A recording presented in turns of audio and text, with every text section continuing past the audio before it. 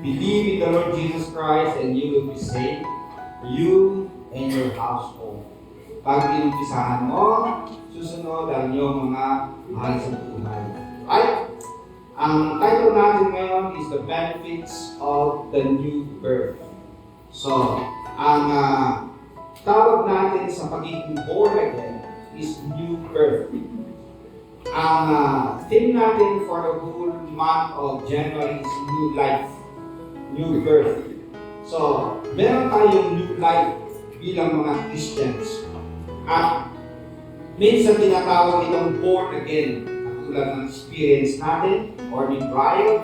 Sa next na slide, tinatawag dito sa John chapter 3 verse 3 na born again. Sabi ni Jesus Christ kay Nicodemus, nung si Nicodemus ay lumapit sa kanya, ang sabi ni Jesus Christ, very truly I tell you, no one can see the kingdom of God unless they are born again. Paulit na, born again.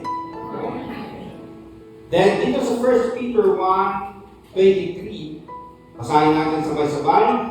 For you have been born again, but not to a life that will quickly end.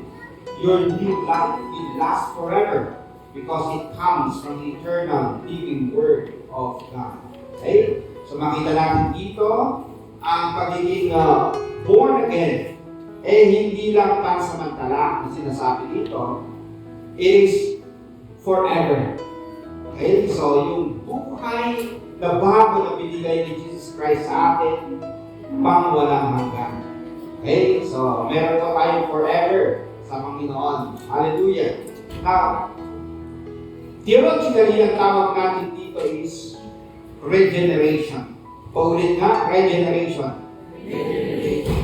Regeneration is the Holy Spirit's work of giving new spiritual life to those dead in sin, enabling faith, repentance, and a transformed life as a new creation in Christ. Okay, so regeneration or pagiging born again or new birth, gawain ng Holy Spirit.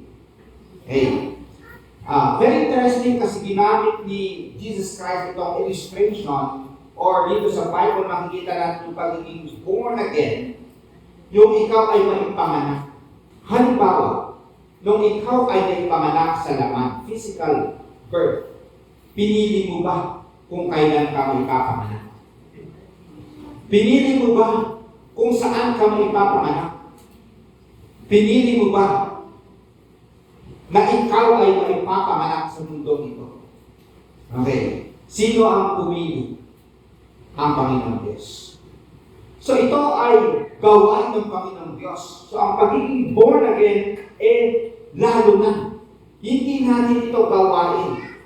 Gawain natin ipangaral, gawain natin i-share ang Word of God, pero ang Holy Spirit, ito yung gawain niya. The Holy Spirit works para ikaw at ako ay maipanganak. Can you say amen to that?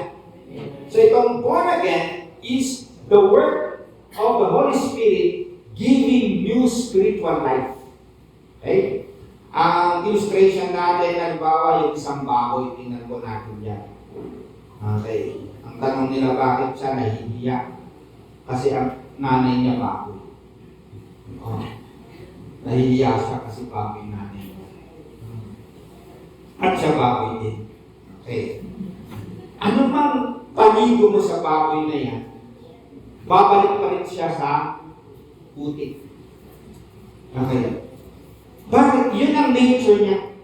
Ang isang makasalanan, turuan mo man ng leksyon o ano, babalik pa rin yan sa mga kasalanan niya pa rin. Kailangan siya mag-born again. Ang kailangan ng baboy para hindi siya babalik sa putik, kailangan siyang baguhin na hindi na siya magiging baboy. Maybe kailangan i-transform siya na magiging kambing. Okay? Or magiging tukoy para hindi na siya baboy. Okay? So, ganun po yung nangyari sa atin. Sabi sa Old Testament, and I will give them a new heart. Bagong puso. Yun po yung nangyari sa ating mga kapatid. Kaya napunan din tayo, yung Holy Spirit gumawa sa ating buhay. Spiritual work ng Holy Spirit. Now, eto ngayon yung benefits natin na born again. Basahin natin, ano? Yung tanong, what are the effects or benefits of the new birth upon us? Marami pong mga benefits, pero dito sa passage natin, mayroon tayong makikitang tatlong benepisyo. From 1 Peter 1:3-7, we discover 3 effects or benefits of the new birth. Una, basahin natin sabay-sabay, a hope for the future. Dahil meron tayong bagong buhay, meron tayong bagong pag-asa. Gumamit tayo kanina, beautiful Savior, I'm yours forever. Jesus Christ, my living hope. Okay? There is salvation in your name. Jesus Christ, my living hope. Sa pag-aawit natin, dinideclare natin na mayroon tayong living hope. Meron tayong future and hope for a future. Tinawid din natin, in Christ alone, my hope is found. He is my light, my strength, my song. Mga kapatid, we are people of hope. Can we say amen to that? Amen. Meron tayong pag-asa. And meron tayong future hope. Dahil kay Jesus Christ. Sa passage natin, kung mababasa ninyo, basahin natin ng sabay-sabay. Praise be to the God and Father of our Lord Jesus Christ. In His great mercy, He has given us new birth into a living hope through the resurrection of Jesus Christ from the dead and into an inheritance that can never perish, spoil, or fade, kept in heaven for you. Hey. So, makikita natin dito yung new birth. Sa ibang translation, born again. We are born again, new birth, into a living hope. Meron tayong living hope. Bakit? Through the resurrection of Jesus Christ. Resurrection of Jesus Christ from the dead. Sabi ni Paul, pag hindi nag-resurrect si Jesus Christ, our faith is futile. Okay, yung ating pag-asa, walang pagluhan. Pero dahil nag-resurrect si Jesus Christ, nag-resurrect siya, yung Holy Spirit, pwede kumilos sa atin para mabuhay din tayo, we can have a new life sa atin. Dahil sa resurrection ni Jesus Christ. Ginamit natin kanina ano yung resurrection ni Jesus Christ. Then came the morning that sealed the promise. Your buried body began to breathe. Out of the silence, the roaring lion declared the grave has no claim on me. Jesus, yours the victory. Dahil nag-resurrect si Jesus Christ, sabi dito sa inawit natin, death has no claim on me. Okay. Pwede akong mamatay, pero mabubuhay din ako, katulad ni Jesus Christ. Inawit din natin ganito. There in the ground, His body lay, light of the world by darkness slain. Then bursting forth in glorious day, up from the grave, He rose again. And as He stands in victory, since curse has lost its grip on me. For I am His, and He is mine, both with the precious blood of Christ. So mga kapatid, dahil po sa resurrection ni Jesus Christ, meron tayong tinatawag na hope, living hope. Siya mismo ang ating living hope. Ganito po yung ginamit natin kanina. No guilt in life. No fear in death. This is the power of Christ in me. From life's first cry to final breath, Jesus commands my destiny. No power of hell, no scheme of man can ever pluck me from his hand till he returns or calls me home. Here in the power of Christ I'll stand. No power of hell, no scheme of man can ever pluck me from his hand. Hallelujah. Walang maka-aagaw sa atin sa kamay ni Jesus Christ. Can you say amen to that? Amen. Ito yung sabi sa Romans 6:4, basahin natin sabay-sabay. We were therefore buried with him through baptism into death, in order that just as Christ was raised from the dead through the glory of the Father, we too may live a new life. Okay? Namatay si Jesus Christ. Sabi dito, when we were baptized, we died with him. At nag-resurrect siya. Pwede rin tayo magkaroon ng bagong buhay. Can you say amen to that? Dahil sa resurrection ni Jesus Christ, at si Jesus Christ nasa atin, magkakaroon tayo ng bagong buhay. Okay, ito pa yung sabi ni Paul sa 1 Corinthians 15:20 hanggang 23, pasahin natin sabay-sabay. But Christ has indeed been raised from the dead, the first fruits of those who have fallen asleep. For since death came through a man, the resurrection of the dead comes also through a man. For as in Adam all died, so in Christ all will be made alive, but each in his own turn. Christ, the first fruits, then when he comes, those who belong to him. Okay. Ang tawag kay Jesus Christ na resurrection is first fruit. Unang bunga ng resurrection. Pag ikaw ay farmer at nagtatanim, may mga unang bunga. Pag hinarvest mo yung unang bunga, may susunod na mga bunga. Ang sabi dito, si Jesus Christ yung unang bunga ng resurrection. Pagbalik niya, when he comes, those who belong to him, sila rin yung mag-resurrect. May mga susunod na bunga. Sigurado na nangyari kay Jesus Christ. Sigurado rin na mangyayari sa atin. Kaya sabi ni Jesus Christ, even though you die, yet shall you be again. Pag ikaw ay maniwala sa Kanya. Hallelujah.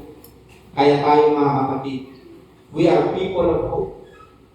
Hindi lang sa mundong ito, kundi sa pagbalik ni Jesus Christ. We are people of hope. At yung hope natin ay panghabang panahon. Forever. Sa next slide, balungkot yung nangyari sa California. Grabe yung fire. The worst na nangyari sa California. At even the whole USA sa history nila, itong fire nito. Kahit yung bahay ng mga mayayaman, tinupok ng apoy, biglang sumiklap ang apoy dito, maya-maya sumiklap yung apoy naman dito, naging 7. Paano nangyari? 7. Okay, ang daming mga, iba't ibang lugar, yung mga apoy. Yung kanilang pag-asa, yung kanilang mga pinaghirapan, naging temporary lang yan. Okay. Pwede just instant na ganyan, mawawala ang pinaghirapan mo. All things na meron tayo sa mundong ito, pwede biglang mawala ng ganyan na. Pero tayo po, ng mga mananampalataya, we have future hope. Temporary ang mga to, pero merong eternal yung ating kaligtasan. Can you say amen to that? Pangalawa po na benefits ng new birth, happiness amidst trials. Okay, tingnan po natin, magkwento muna ako kasi ito yung kahapon. Bali, nakipag-meet ako sa mga ito, pero primarily yung si Tom Stephen, yung katabi ni Sister Lynn. Nagkita kami sa BGC Itong si Tom Stephen, nung ako ay nag-present ng aking seminar paper online sa isang inorganized ng German guy nito, in-invite ako to speak as resource speaker. Nagtaka ako kasi yung may isang libro na aking sinulat ni Tom Stephen. At binanggit niya yung kanyang missionary experience sa Ifugao for 8 years. Itong professor na ito ay professor sa Biola University sa US. At sabi, after my presentation, sinend sa kanya yung aking recorded video at pinuntak niya ako by email. Sabi niya pupunta siya sa Pilipinas sa January.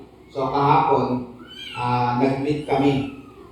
Doon ko nalaman din na yung pagpunta niya sa Ifugao is 1972. Sabi ko, yun yung aking kapamanakan. Okay.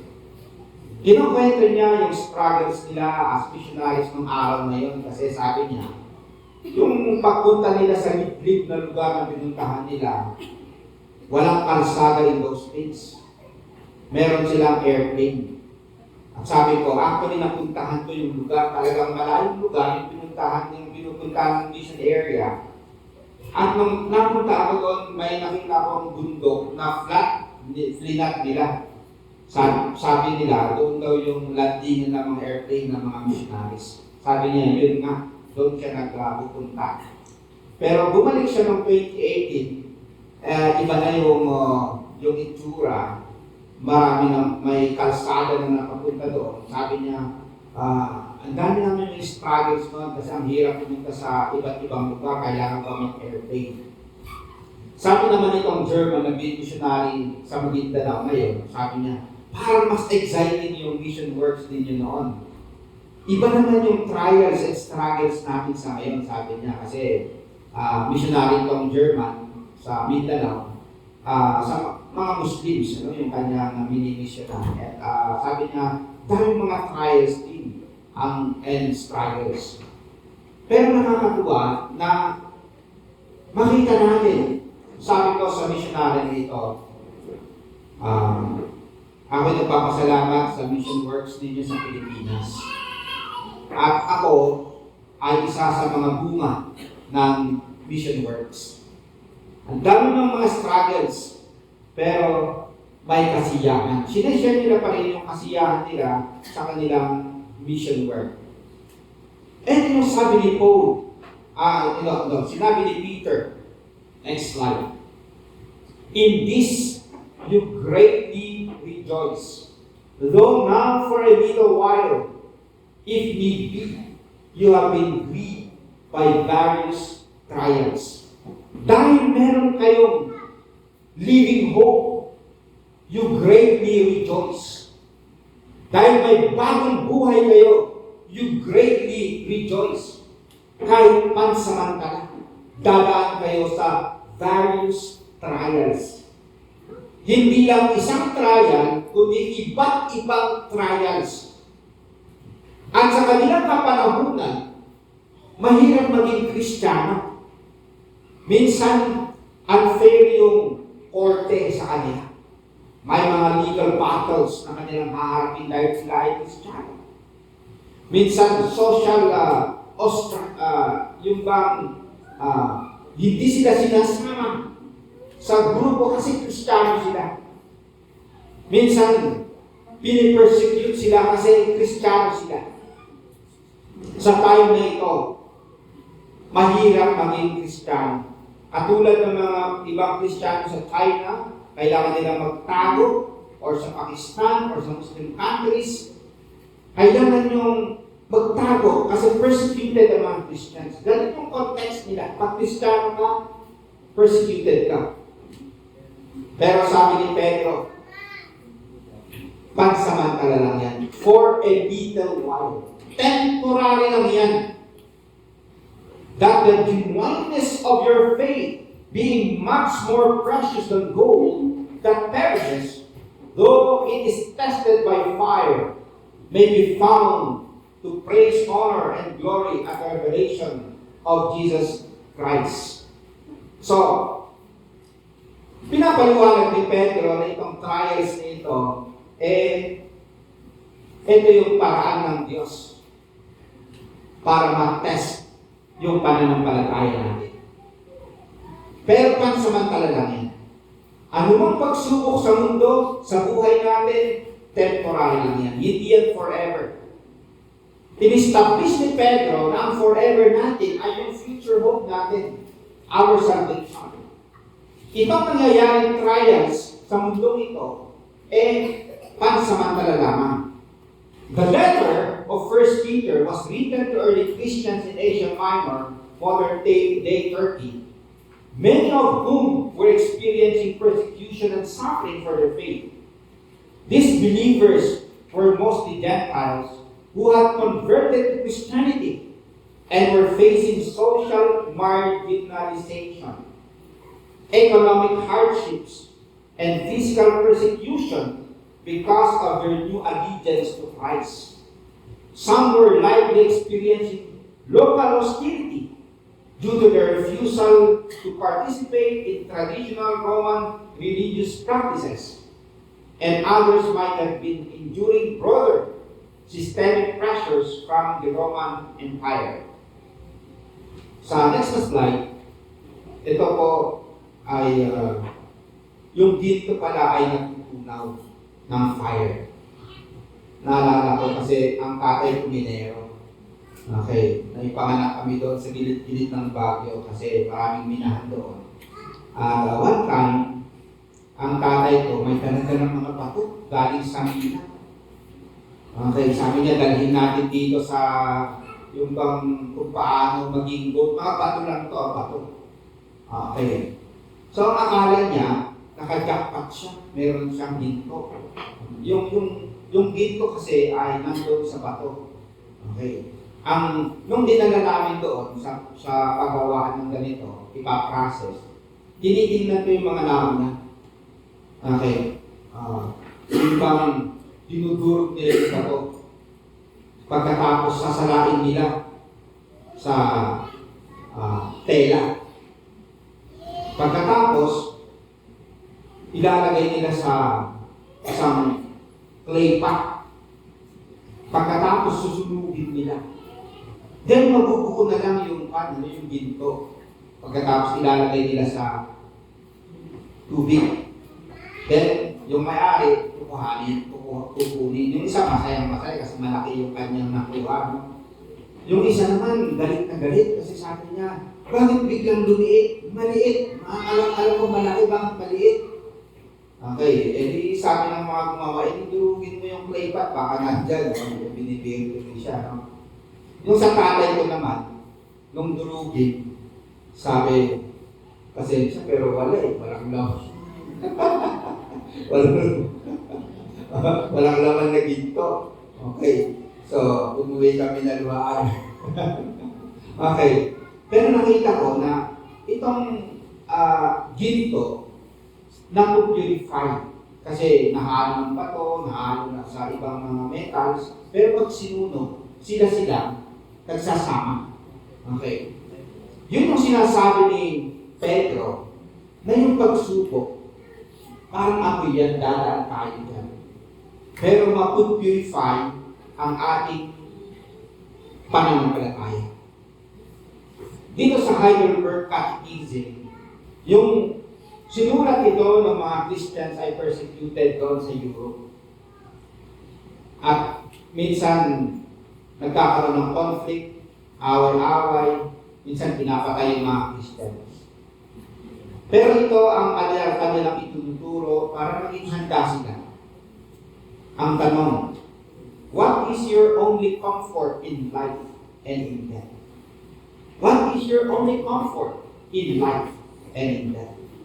Answer, that I am not my own, but belong with body and soul, both in life and in death, to my faithful Savior, Jesus Christ.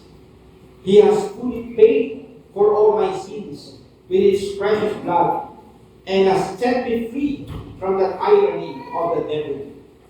He also watches over me in such a way that not a hair can fall from my head without the will of my Father in heaven. In fact, all things must work together for my salvation, because I belong to Him. Christ, by His Holy Spirit, assures me of eternal life and makes me wholeheartedly willing and ready from now on to live for Him. So, in short, I belong to Jesus. Okay? Siya ang aking kasiyahan. Ano bang mga nangyayari sa mundong ito, ako pa rin ay masaya because I belong to Jesus. Pangatlo mga kapatid, the benefits, which is also the last point ngayon, is a heart that praises God. So una, meron tayong hope. Pangalawa, meron tayong happiness amidst trials. Pangatlo, we have a heart that praises God. Ako natutuwa kanina kasi si Arabella ay kasama sa pagpupuri sa Panginoong Diyos. Makita natin kahit bata. Okay. Sabi ni Jesus Christ, let the children come to me. Let the children come to me. Welcome ang mga bata sa kaharian ng Panginoong Diyos. Sa ating pag-aawitan kanina, we declare, Hallelujah! Praise the one who set me free. Jesus Christ, my living hope. Sa passage natin, sa 1 Peter 1, basahin na rin sabay-sabay.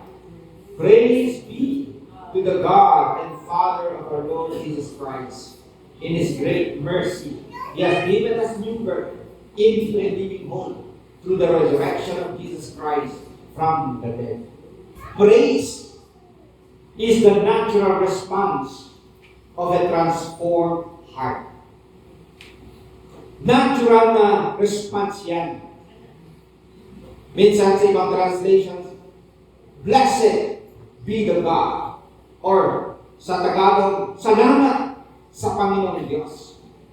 Itong praise and thanksgiving, ito yung natural response ng isang binago ng Panginoong Diyos. Ito yung natural response ng isang may bagong buhay. Born again. Laging nagpupuri, nagpapasalamat sa Panginoong Diyos. Ang tanong, meron ba kayo niyan? A heart that praises God always. Sa next slide, these trials have come so that the proven genuineness of your faith of greater worth than gold may result in praise, glory, and honor when Jesus Christ is revealed. Sino ang pinapraise dito? Ang scholars, nagdi-debate sila kung ang pinapraise ba dito ay si Jesus Christ or yung mga believers. Usually sabi nila, parehas yan pagbalik ni Jesus Christ. Pero primarily talaga, ang itinataas natin, ino-honor natin, ino-glorify natin ay si Jesus Christ.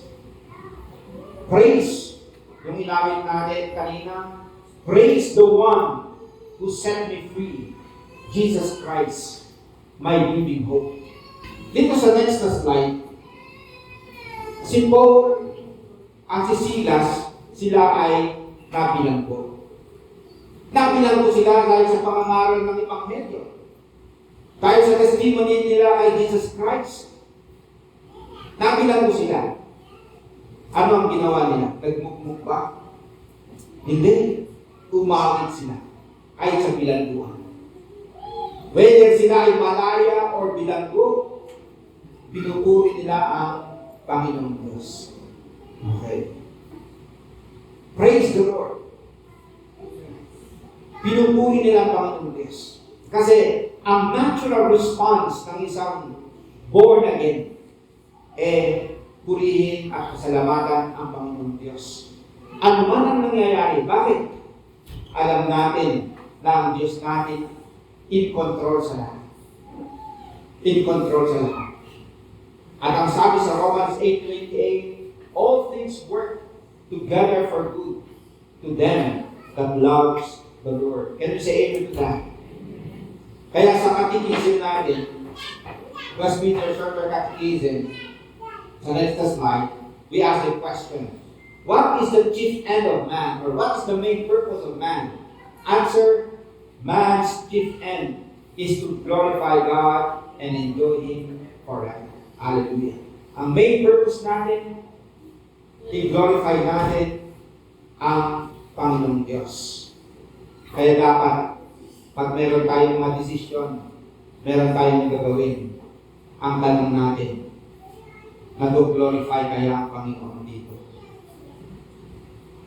Pag ako ay nasa diskohan, sasayaw-sayaw ng tawag nila kabaret ng araw, glorifying ba ito sa Panginoon Diyos? Okay. Is it glorifying? So, when we do decisions, may mga dapat natin gawin. Tatanungin natin, Lord, will this glorify you? Will this glorify you? Pag hindi ako aatin sa simbahan, halimbawa Sunday na ako, ayaw kong patin sa simbahan, tinatamad ako, ang tanong natin, will I glorify God? Nag-glorify ba si God pa? Pag ako ay hindi sasamba, dahil natutulog pa ako. Okay. A heart of a transformed person, iniisip niya, glorifying God. Ito po kasi yung response natin sa ginawa niya sa atin. Niligtas tayo, minahal tayo. Inahanap natin kanina, Jesus Christ, my living hope. At gusto kong awitin din natin ngayon. Jesus Christ, my living hope. Para sa New Year na ito, itong taon na ito, January up to this whole year, no? I-recommit natin again yung buhay natin kay Jesus Christ.